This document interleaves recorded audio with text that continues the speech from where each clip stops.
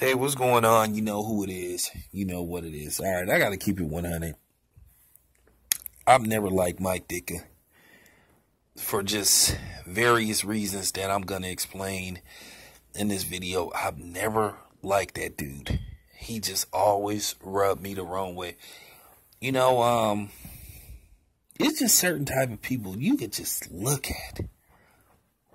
Or once you hear them speak, or once you watch their mannerisms, you could tell that something ain't right with them. Something not on the up and up about them. And I always saw that with him. Even when he was coaching those Chicago Bear teams, which underachieved, which he should have won at least one more Super Bowl. But I remember watching that game, you know, in 1985, 1986. Actually, it was in 1986, but I remember watching that game. And I'll get to that in a minute. But just over the years, man, I would just catch certain shit that Mike Ditka would say and try to imply. You know, he would always try to sneak diss black people with certain comments that he would make. And you could tell you knew who he was referring to. Because, I mean, from the moment Obama announced he was running for president, and while Obama was in the White House, Mike Ditka was always taking shots at Obama about anything. And some of the comments he made about Obama was racially motivated, and it was a potshot, cowardly, you know, way to be racist towards Obama and black people. But like I said, I never liked that dude. You know, he just always rubbed me the wrong way. And now, based off what we're seeing from this dude as of today, where he's just blatantly showing his racism. You know, he's not even denying it anymore. You know. And, yeah, I'll just tell you why I never liked that dude. Now, I remember watching that Super Bowl with the 85 Bears versus the New England Patriots. And, you know, Chicago, they destroyed the Patriots. It was a blowout. They beat them with ease. But I just saw some shit. And I'll get to it later on what Mike Dicka's response was. And I thought it was total bullshit. I thought it was a complete lie. And I thought that he was trying to insult people's intelligence. Because, you know, white people, a lot of times, they think they can just give you an answer and you just be like, oh, okay. Oh, that explains everything. Now, I'm not like that, especially with them. Okay, but keep in mind, I remember watching that Super Bowl game in 1986. I was very young. And as you guys know, the Bears, they destroyed the Patriots. But I just seen something that Mike Ditka was doing. And, of course, he ran up the score. But he set it up to where William the Refrigerator Perry could score a touchdown. Now, keep in mind, the Refrigerator Perry was a defensive lineman. But he set it up to where he could punch it in and score a touchdown. But at the time, he had one of the greatest running backs that ever played the game on his roster, which was Walter Payton. And he did not set up one play for Walter Payton to score a touchdown. And Walter Payton, he knew that Walter Payton wanted to have a running play for him so he could score a touchdown. Isn't Walter Payton a running back? You know, it's a reason why Walter Payton at the time had, you know, put up all those numbers. But he set it up to where everybody could score a touchdown except Walter Payton, the fucking running back on the team. And Walter Payton was very upset. and pissed off at Mike Ditka,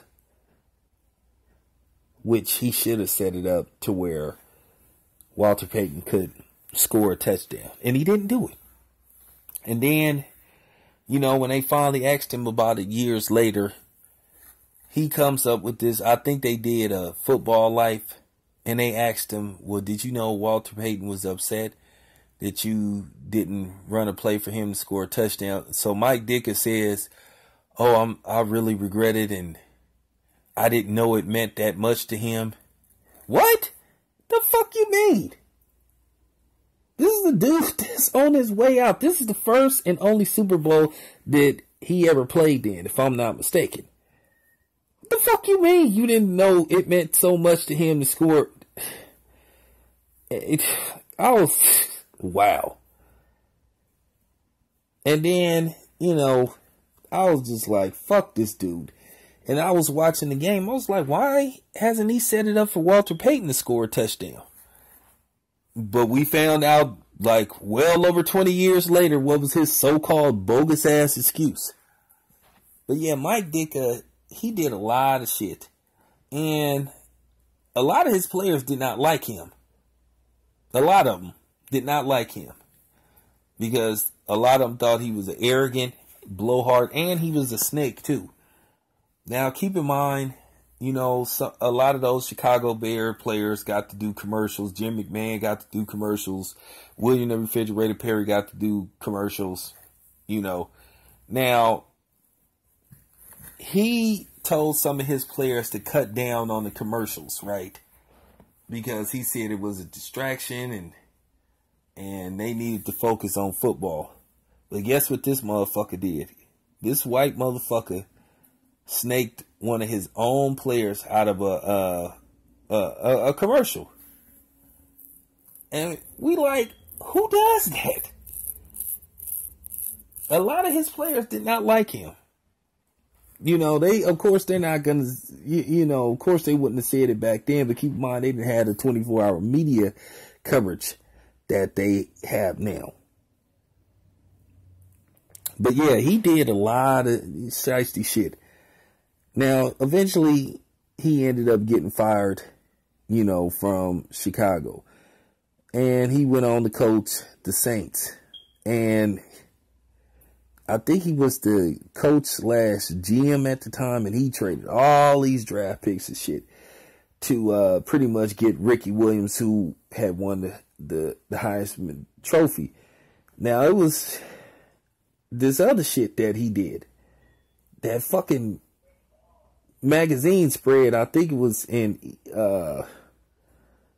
Sports Illustrated, where he had Ricky Williams dressed up in a dress. And boy, I wasn't feeling that. I was hella mad when I saw that. I thought that was so disrespectful. And I wish Ricky Williams wouldn't have agreed to do it, but at the same time, he probably was the one that asked him to do it. And I remember that, and I never liked that shit. But so he went on to eventually get fired from New Orleans because Ricky Williams he didn't pan out in New Orleans, but he went on to become a successful running back. He did, he was solid in Miami. He had his issues, with the sticky icky and shit. But Mike Ditka went into broadcasting and shit. He was on the ESPN Countdown show, and even on that show, you would hear him just make these little slide remarks about just certain players and shit.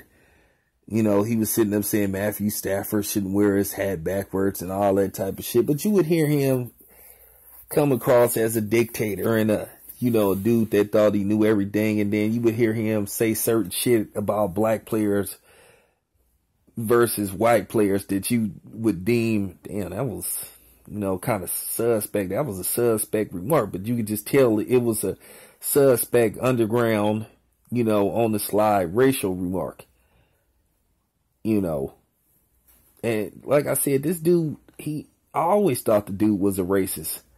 And now we just seeing it up close and personal.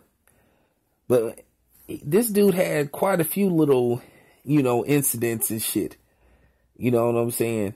Now, in case you guys don't know, they had the infamous, encounter with Mike Tyson. Now, don't listen to the story Carcino told, because already, Carcino told his version of the story where he made Mike Ditka look like he was ready to go toe-to-toe with Mike Tyson. Motherfucker, please. Mike Tyson would have beat the living shit out of Mike Ditka. But in case you guys know, Mike Ditka and Michael Jordan and somebody else were sitting at a table eating dinner. I think Mike Tyson walked in there and he confronted Michael Jordan about Robin Gibbons.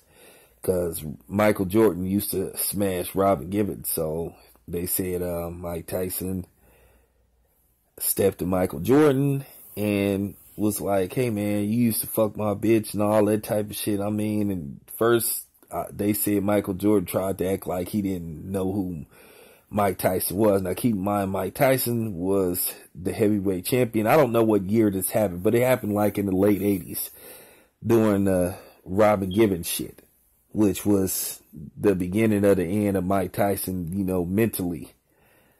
But it got to the point where Mike Tyson was ready to jump on Michael Jordan. And they said Michael Jordan was shook. They said he didn't want no parts of Mike Tyson. Now, they said Mike Ditka tried to play that role like he was going to do something. But then they said Mike Tyson said, now this supposedly came out of Mike Tyson's mouth. He said to Michael Jordan, he said, hey man, why you hanging out with this racist anyway? And he called Mike Ditka a racist. But then they said Mike Ditka ran up out of there. But, he called himself trying to look at Mike Tyson crazy. He gave him he trying to look hard, but you knew he really wasn't going to bust a grape. But he ran up out of there. And now that was funny. Way back in the 80s, Mike Tyson called Mike Ditka a racist. But it's just showing now.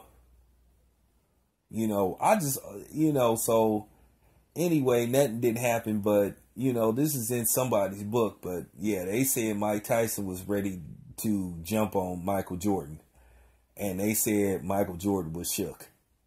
They said he didn't want no parts of Mike Tyson, and I don't blame him, because Mike Tyson was the heavyweight champion at the time, and he was considered the baddest man on the planet. Yeah, but, anyway, to sum it up, man, Mike Ditka just always came across as a jerk. Look at the Walter Payton situation. Look at the Mike Tyson situation. Look at the Ricky Williams situation. Look how he would make his innuendo sneak disses towards Obama. The dude is a fucking redneck racist. But anyway, man, I'm getting a little tired, man. Let me wrap this video up. But yeah, man, I always knew Mike Ditka was a racist, man. Real talk, man. I'm out.